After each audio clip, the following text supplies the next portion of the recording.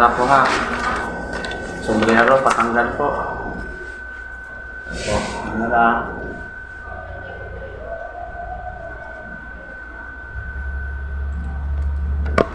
Dalawang ilalaki sa bahay. Sige po.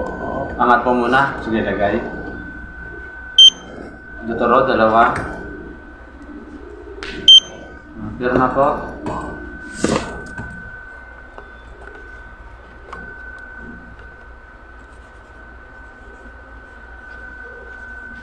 Ayan. Okay na po, sir. Dito po ang daan ha.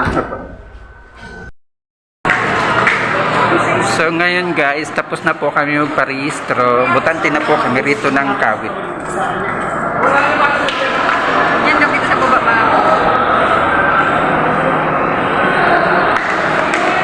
Ito po, pauwi na po kami. Madali lang naman po kumuha ng madali lang naman po magparehistro.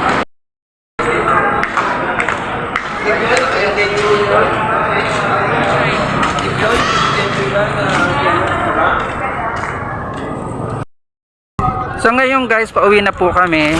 Tapos na po kami magparehistro dito po sa munisipyo ng Kawit.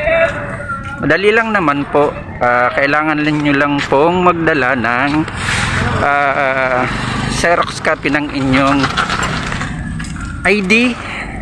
Back to back po. Kailangan nyo pong ipa-Xerox ng back to back.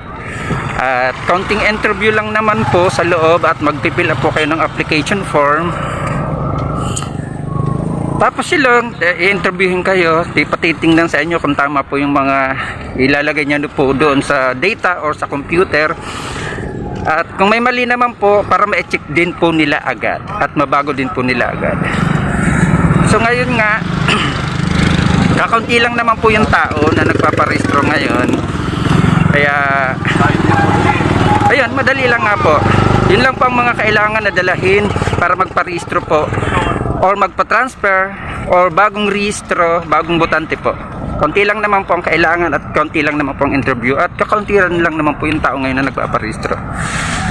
So ngayon, dito ko na po tatapusin ang aking vlog sa hapon na to.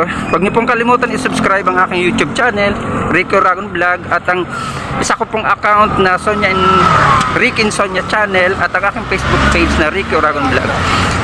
Isang mapagpalang hapon po sa atin lahat at bye-bye. God bless.